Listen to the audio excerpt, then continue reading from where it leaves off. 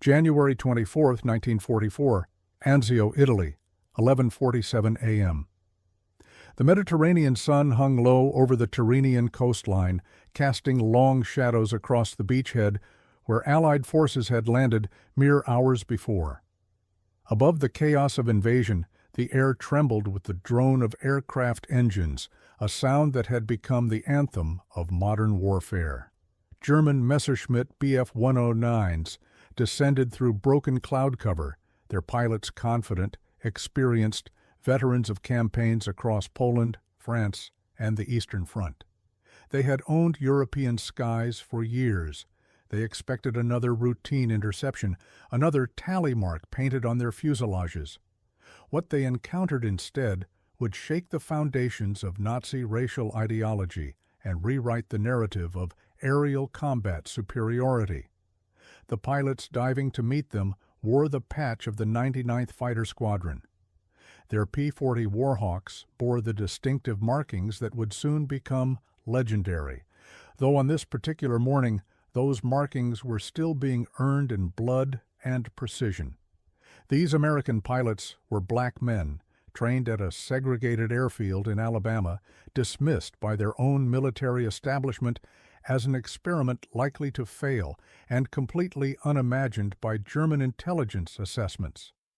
The Luftwaffe pilots, indoctrinated in theories of Aryan supremacy, had been taught that such adversaries could not exist, that inferior races lacked the intelligence, courage, and reflexes required for modern aerial combat. The engagement that followed would last 17 minutes. It would produce no German victories, and it would mark the beginning of a transformation in how the world understood courage, capability, and the fundamental lie at the heart of fascist ideology. The story of how black American pilots came to dominate European skies against Hitler's best aces is not merely a tale of military achievement. It is a narrative about the collision between ideology and reality, about men who fought two wars simultaneously, one against enemy aircraft, another against the prejudice of their own nation. It is about the Tuskegee Airmen, a name that would become synonymous with excellence, and how their success dismantled assumptions held by both Axis and Allied commanders. To understand the magnitude of what they accomplished requires understanding the depth of opposition they faced, the systematic barriers designed to ensure their failure, and the meticulous precision with which they proved every assumption wrong. The genesis of black military aviation in America was born not from enlightened policy, but from political pressure and legal maneuvering. In 1939, as war consumed Europe, the United States Army Air Corps contained 0 black pilots. This was not accidental. Military leadership, reflecting broader American racial attitudes, maintained that black men lacked the mental capacity for the complex mathematics and split-second decision-making required in aerial combat. Psychological studies commissioned by the War Department had concluded that black Americans possessed slower reaction times, inferior depth perception, and insufficient mechanical aptitude. These were not fringe theories, but official military doctrine, repeated in training manuals and used to justify exclusion from aviation programs. Congress, however, faced mounting pressure from civil rights organizations and black newspapers that framed military segregation as a contradiction to democratic principles America claimed to defend against totalitarian regimes. The civilian pilot training program, established in 1939, included provisions that technically prohibited racial discrimination in federally funded flight training. When Howard University and several historically black colleges applied to participate, the War Department could not legally refuse. The compromise reached was characteristic of American racial policy, permission granted with conditions designed to ensure isolation and eventual failure. Black pilots would be trained, but separately, at a location far from existing military infrastructure, with minimal resources and maximum scrutiny. Tuskegee, Alabama, was selected precisely because it was remote, impoverished, and deep in Jim Crow territory. The Tuskegee Institute, a black educational institution founded by Booker T. Washington, would host the training program. The first class of cadets arrived in July 1941, 5 months before Pearl Harbor, to find a single runway, a handful of trainers, and an expectation of failure so thick it seemed to permeate the humid Alabama air. They were watched constantly, their every mistake documented, their training records scrutinized for evidence confirming predetermined conclusions. They were given inferior aircraft initially, outdated training materials, and instructors who ranged from cautiously supportive to openly hostile. The washout rate was deliberately kept high. Standards applied to these cadets exceeded those required of white aviation students, yet when they succeeded, their achievements were attributed to lowered standards. The men who survived this crucible were extraordinary, not because of innate racial characteristics, but because the selection process had inadvertently created an elite force.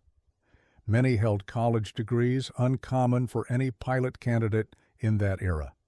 They included teachers, engineers, pre-medical students, men who had already overcome systematic educational barriers and understood that their performance would be interpreted as representative of their entire race. This awareness created psychological pressure unknown to their white counterparts. A white pilot who failed was an individual failure. A black pilot who failed became evidence used to justify continued exclusion. They carried the weight of representation, performing under scrutiny that would have crushed lesser individuals.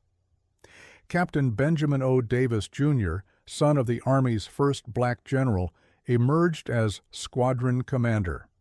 West Point class of 1936, Davis had endured 4 years of complete social isolation at the academy. Not a single classmate spoke to him outside of official duties, a systematic shunning designed to force his resignation. He had not broken. Now he commanded men whose technical proficiency would need to be twice as good to be considered half as capable. The 99th Fighter Squadron activated in March 1941, growing through 1942 and 1943, as more pilots completed training.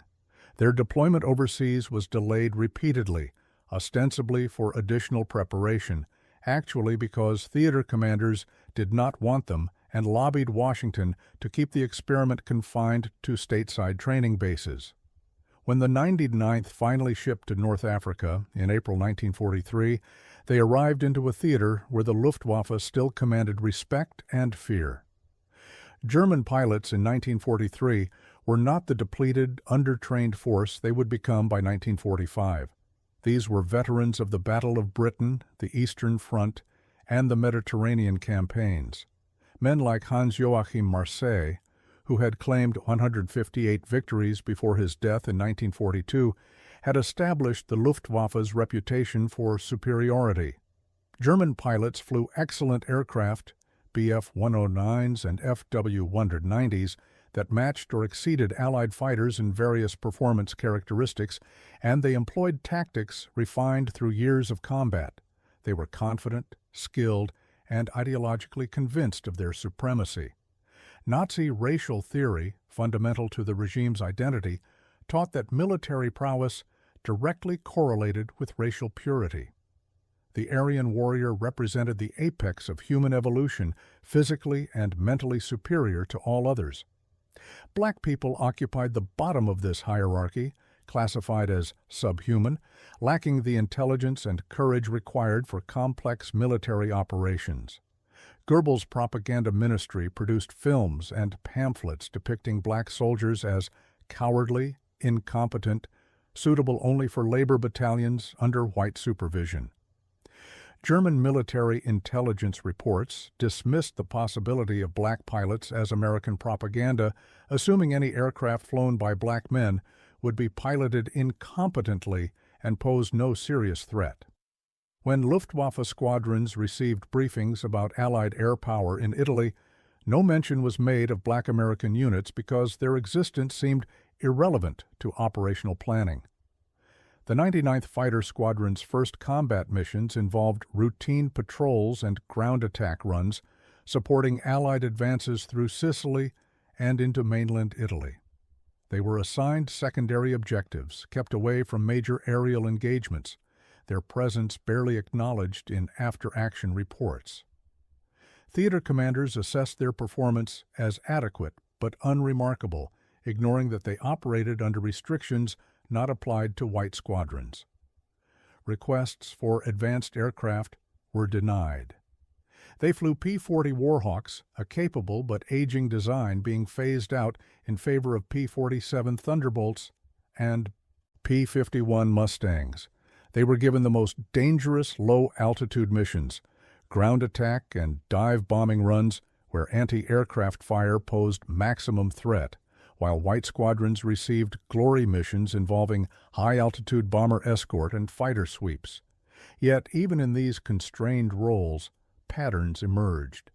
The 99th's loss rates were lower than comparable squadrons. Their gunnery accuracy exceeded averages. Ground units began specifically requesting their support, noting their precision and reliability.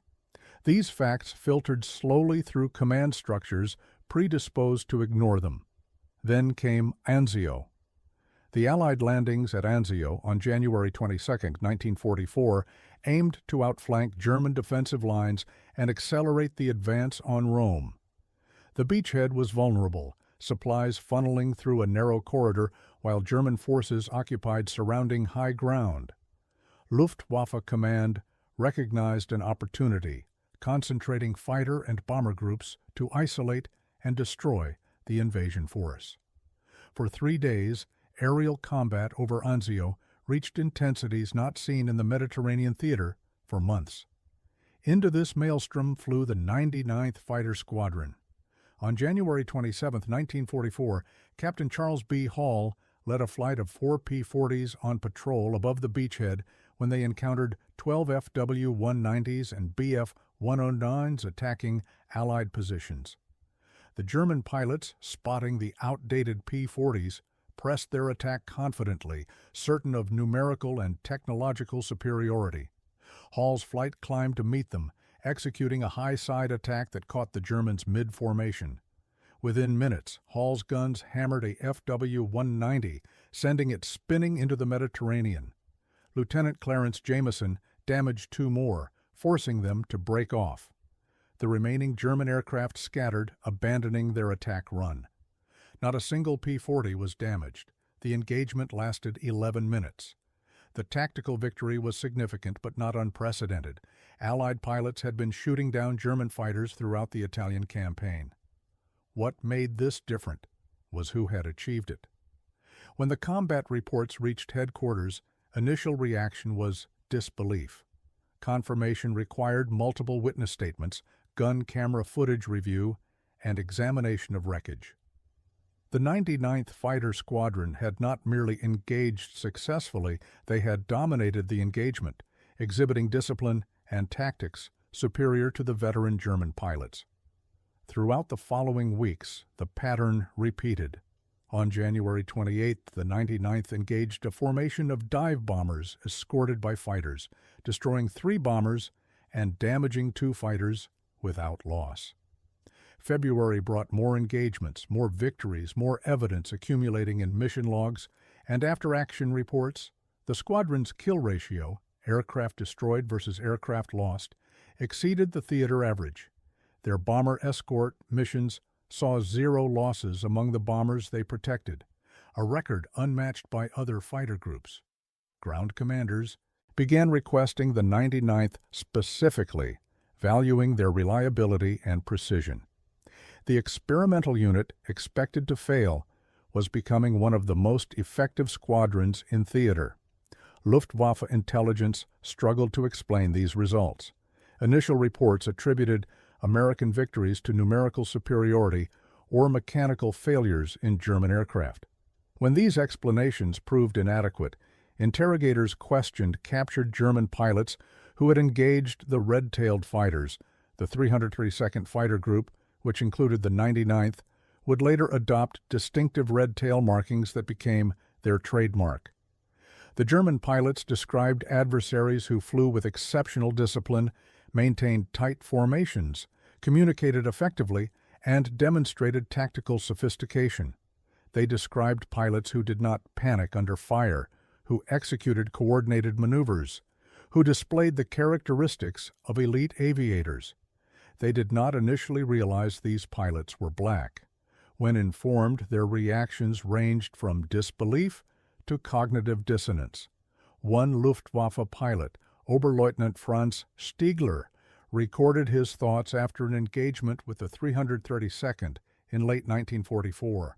Stiegler, who would survive the war with 28 confirmed victories, described attacking what he assumed was a standard American fighter group escorting bombers over Germany.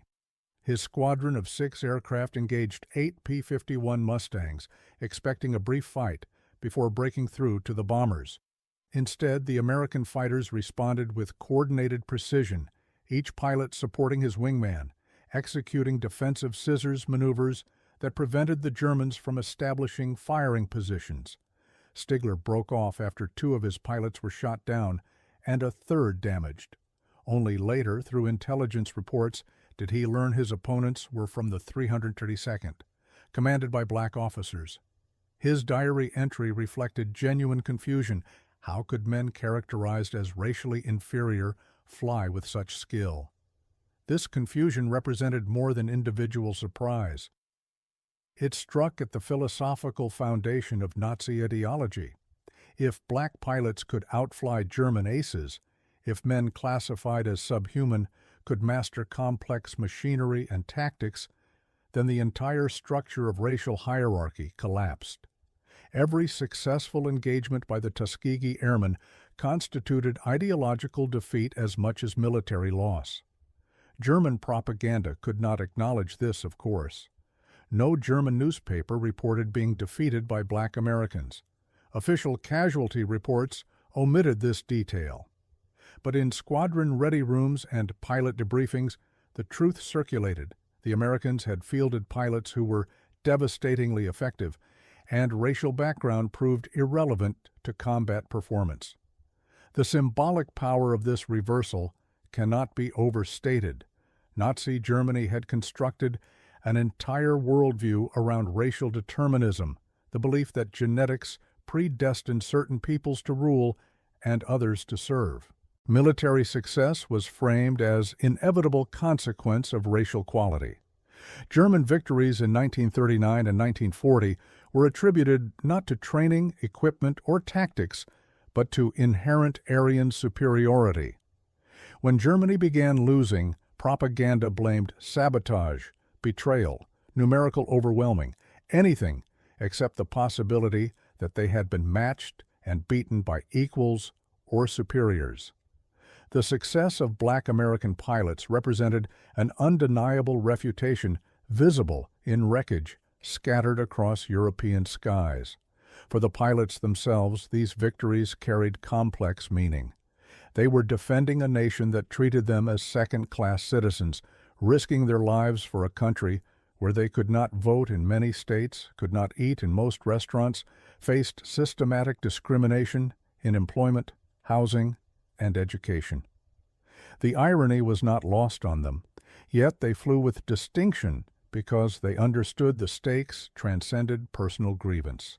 Their performance would determine whether future generations of black Americans could serve in integrated military, whether they could enter aviation careers, whether they would be judged as individuals rather than as representatives of racial stereotypes. Letters home from Tuskegee Airmen reveal this consciousness. Captain Lee Archer, who had finished the war credited with multiple aerial victories, wrote to his wife describing the pressure. Every mission is a test, not just of flying skill, but of whether they'll say, "We deserve to be here. A white pilot who misses a target made a mistake. If I miss, they say it proves we can't do the job." This hyper-awareness produced both immense stress and extraordinary performance. Failure was not an option when failure would be used to justify continued oppression. The transformation of the 332nd Fighter Group into the most requested escort squadron in the 15th Air Force illustrated this dynamic perfectly.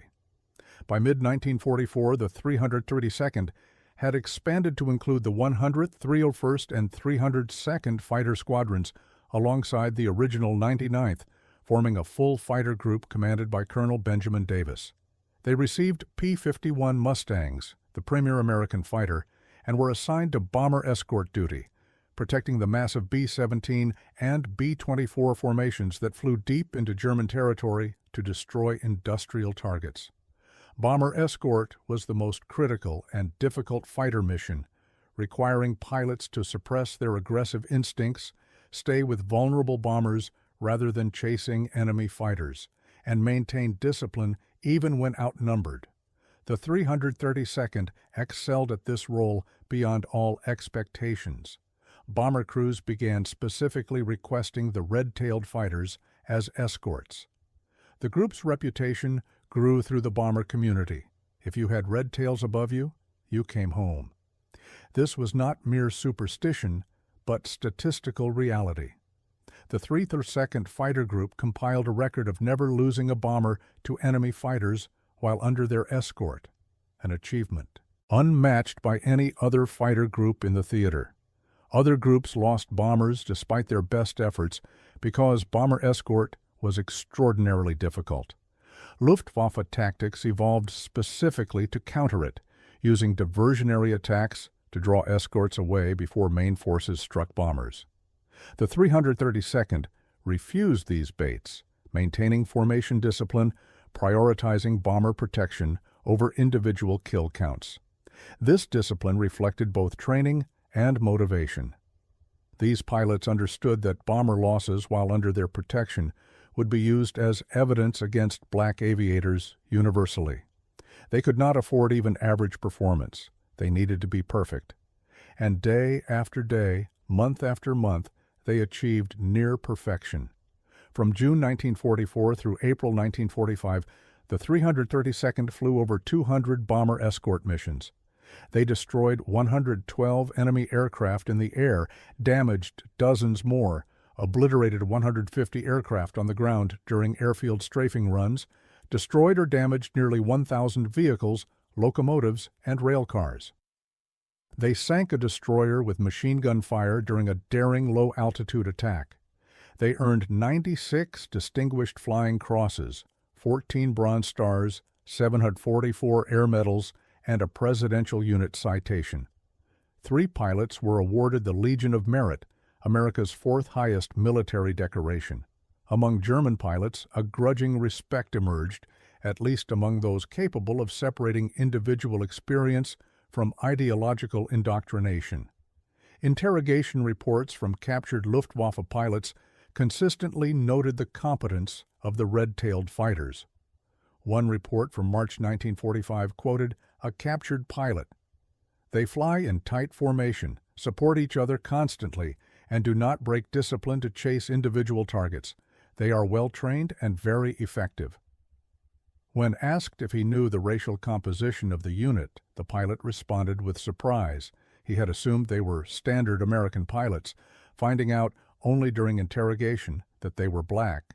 His comment, "This explains nothing about what I experienced in combat." Yet while individuals could acknowledge reality, institutional Nazi ideology could not adapt. To the end, German military leadership and propaganda apparatus maintained racial superiority doctrines incompatible with battlefield evidence.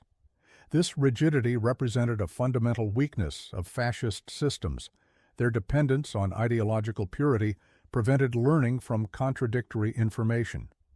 The Luftwaffe could not study and adopt successful tactics used by black American squadrons without acknowledging those squadrons' effectiveness, which would undermine racial hierarchy theory. This created a strategic blind spot that limited German adaptability. The broader implications extended beyond aerial combat. Eisenhower, initially skeptical of black combat troops, witnessed their performance and began advocating for integrated units. After observing the 332nd's effectiveness, he approved using black. Tank battalions in frontline combat roles during the Battle of the Bulge, a deployment that proved successful and further challenged segregationist military policies. The precedent established by the Tuskegee Airmen created momentum that would eventually lead to military integration in 1948, when President Truman signed Executive Order 9981, desegregating the armed forces. That policy change was justified partly through citation of black units' combat records, with the 332nd Fighter Group prominently featured as evidence that integration would strengthen rather than weaken military effectiveness. In Germany itself, the success of black American pilots created unique problems for Nazi propaganda. The regime had spent years dehumanizing black people through pseudo-scientific racism, film depictions, and official policy. The presence of black soldiers in Allied armies was framed as evidence of American degeneracy and weakness. Yet combat reports consistently showed these supposedly inferior forces defeating German units. This contradiction was managed through silence.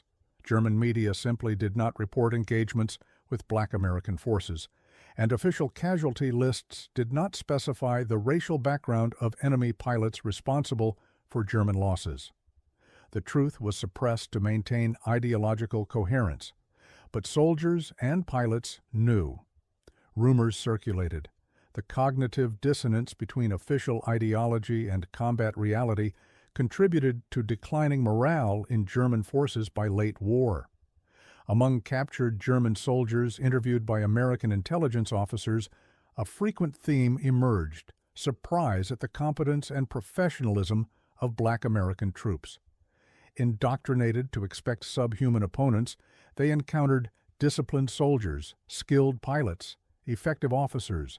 Some interviewed prisoners attempted to maintain ideological positions, attributing American success to superior numbers or resources, while denying the competence of individual soldiers.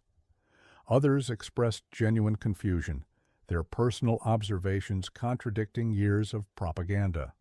A few, particularly younger conscripts, seemed relieved to abandon racist assumptions they had always privately questioned. The interviews reveal not a monolithic German response, but varied individual reactions to evidence that challenged foundational beliefs. The symbolic significance of the Tuskegee Airmen's success resonated internationally. Black communities worldwide followed their achievements through newspapers and radio broadcasts. In colonized nations across Africa and Asia, where European imperial powers had justified domination through claims of racial superiority, the story of black pilots defeating elite German aviators carried revolutionary implications. If racial hierarchies were false in military aviation, perhaps they were false in governance, economics, and social organization.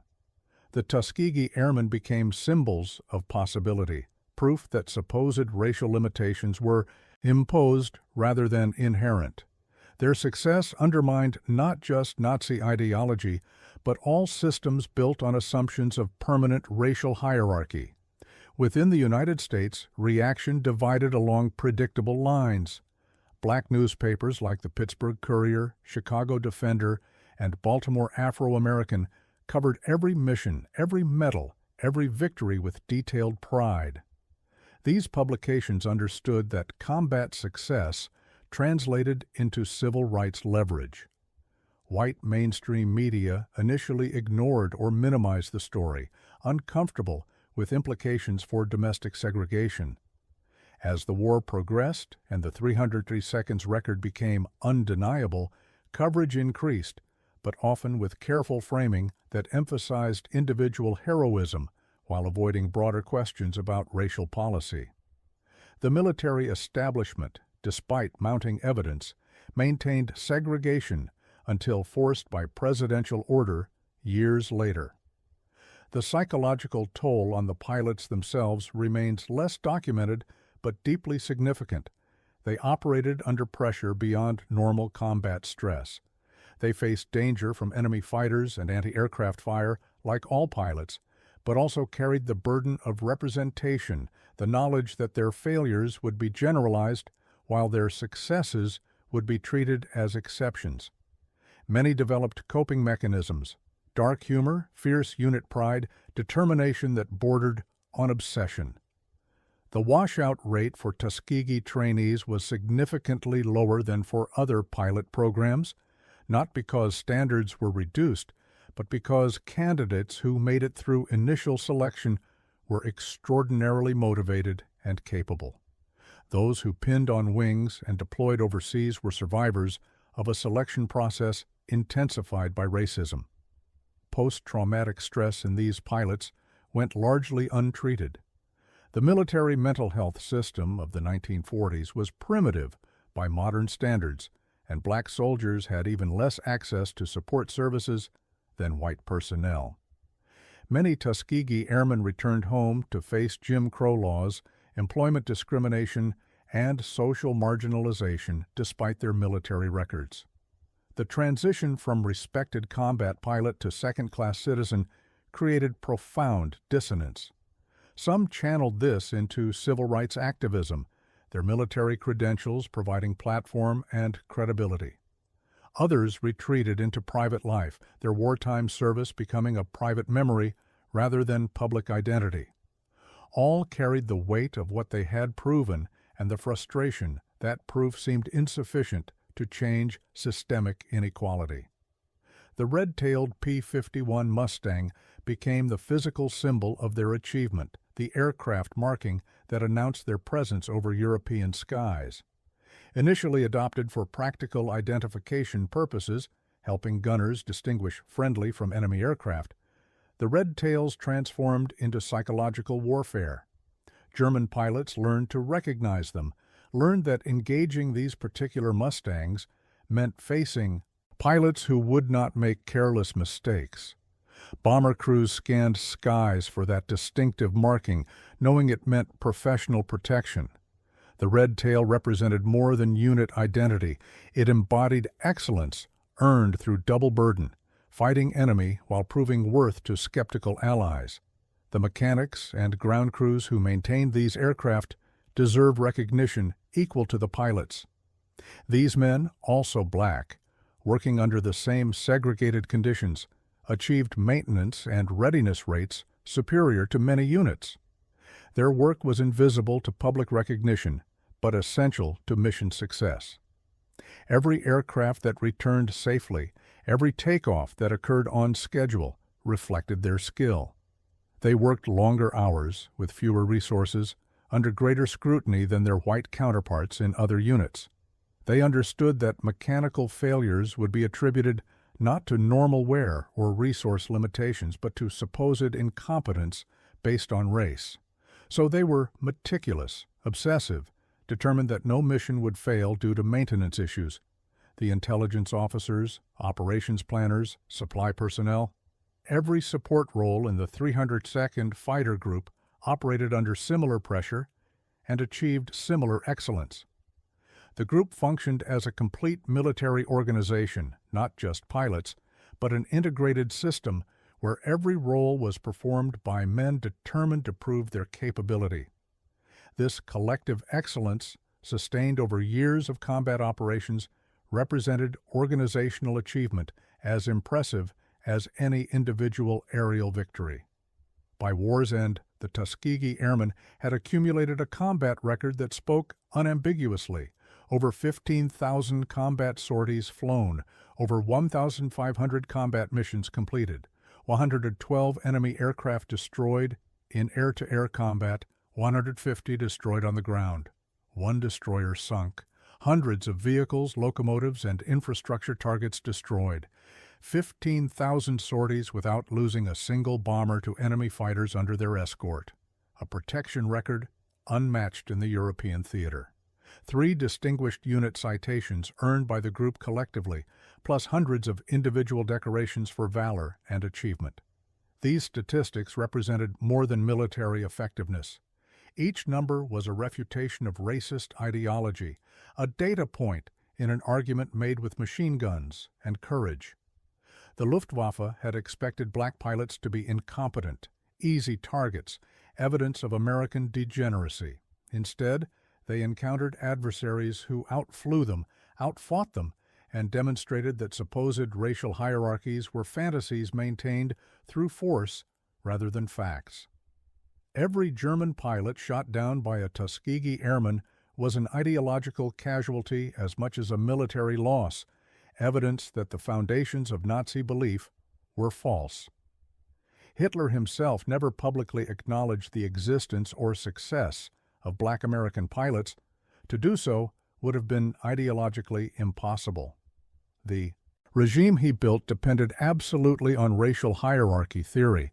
Admitting that black men could equal or surpass German pilots would have undermined justifications for Holocaust, for conquered territories, for the entire structure of Nazi governance. So the evidence was suppressed, ignored, explained away through increasingly implausible rationalizations. This willful blindness to observable reality represented fascism's fatal flaw: ideology trumping truth, doctrine superseding data, belief insulated from contradiction. In the immediate post-war period, as Allied forces occupied Germany and conducted extensive interviews with German military personnel, American intelligence officers specifically asked about perceptions of Black American units. The responses varied widely. Some German officers maintained ideological positions despite contradictory personal experiences, cognitive dissonance too great to resolve. Others acknowledged privately what they could not say publicly during the war.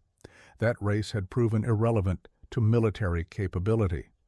A few expressed something like relief at abandoning beliefs they had perhaps never fully accepted.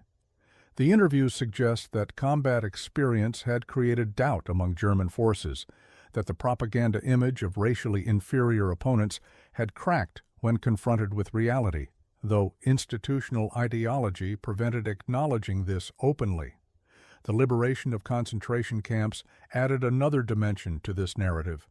When American forces, including black units, liberated camps and witnessed the industrial machinery of genocide, the moral stakes of the war crystallized completely.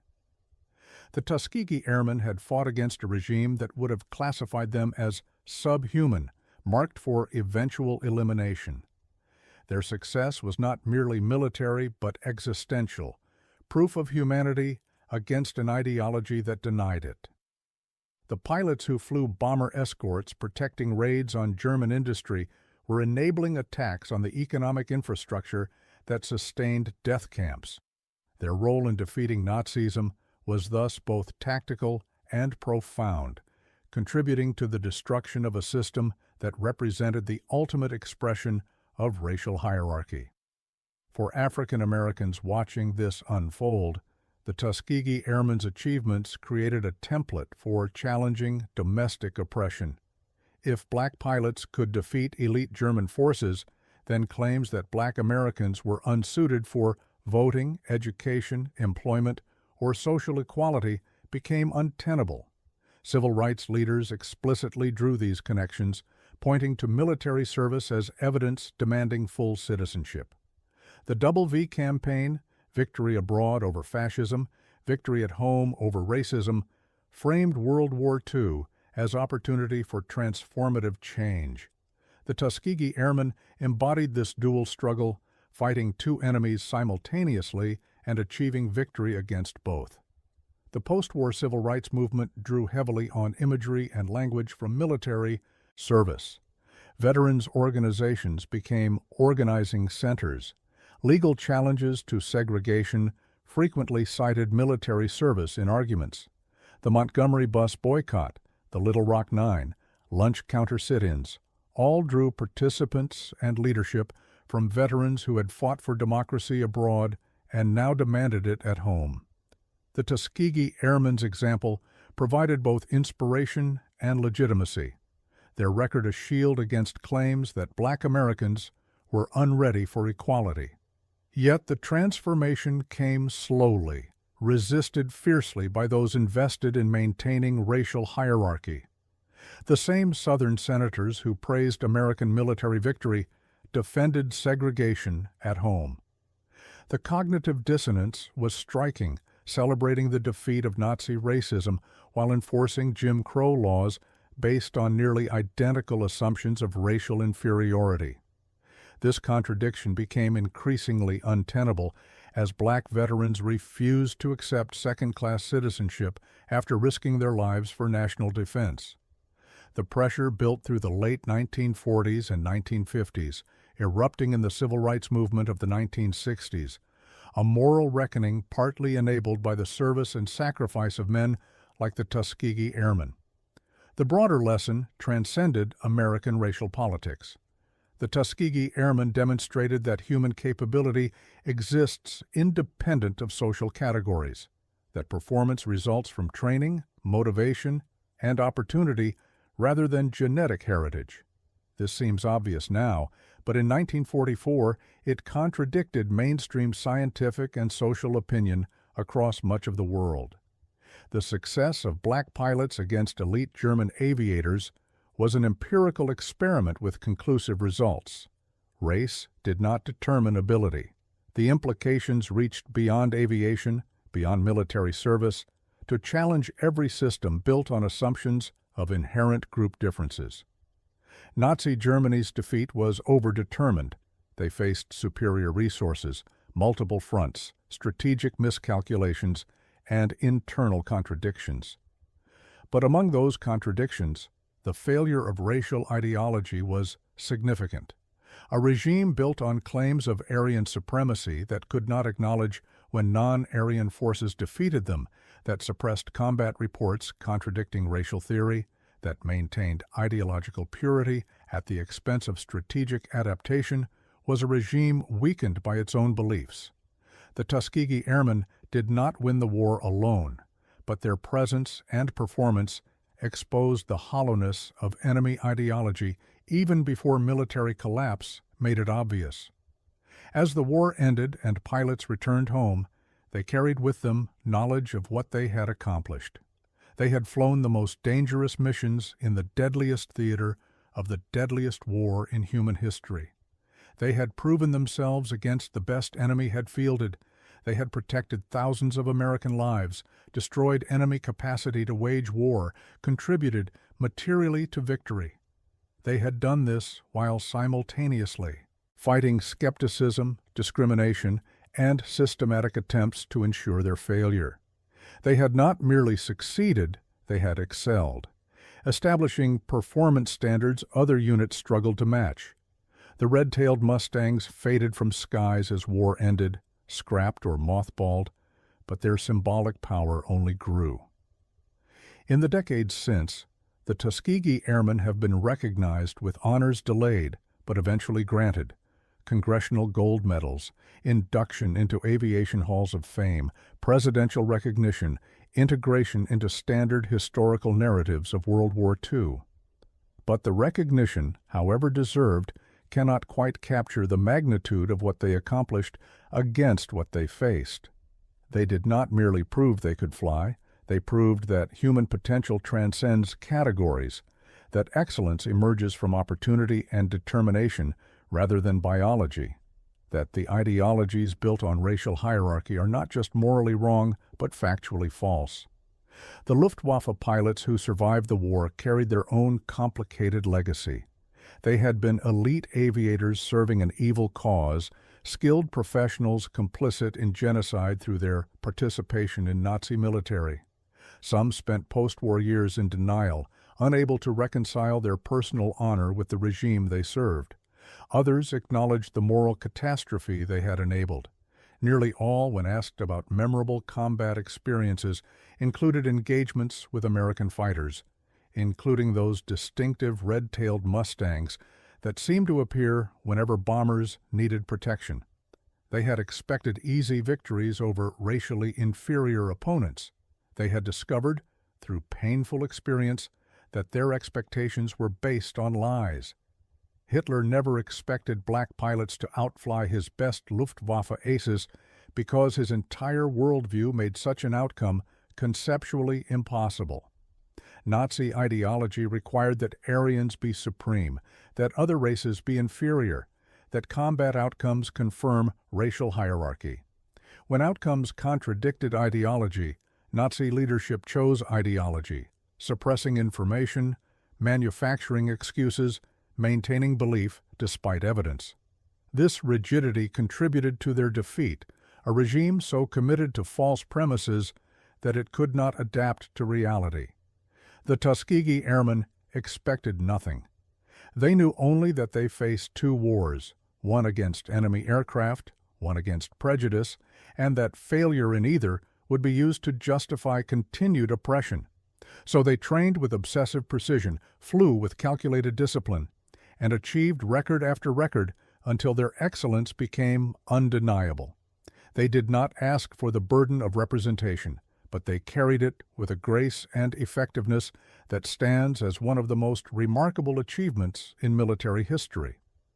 The red-tailed fighters that once carved through European skies are gone now, preserved in museums or melted down decades ago.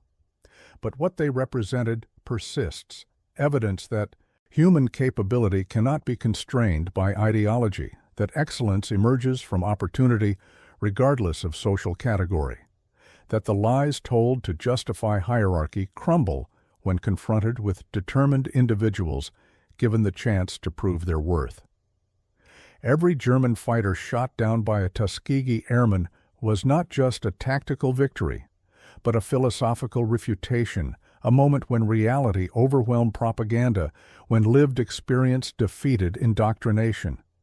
In the final accounting, the Tuskegee Airmen's greatest victory was not any specific engagement or statistical achievement, though those were remarkable. Their greatest victory was demonstrating that the foundations of Nazi ideology, indeed of all racial hierarchy systems, were false.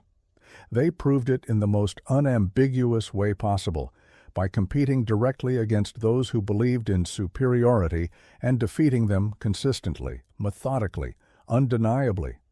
They proved it not through argument, but through action, not through rhetoric, but through results. They proved it in fire and altitude, where beliefs meant nothing, and only skill and courage mattered.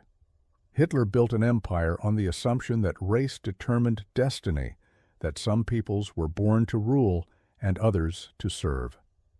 The Tuskegee Airmen reduced that empire to rubble, one sortie at a time, one bomber safely escorted home, one enemy aircraft sent spinning from the sky.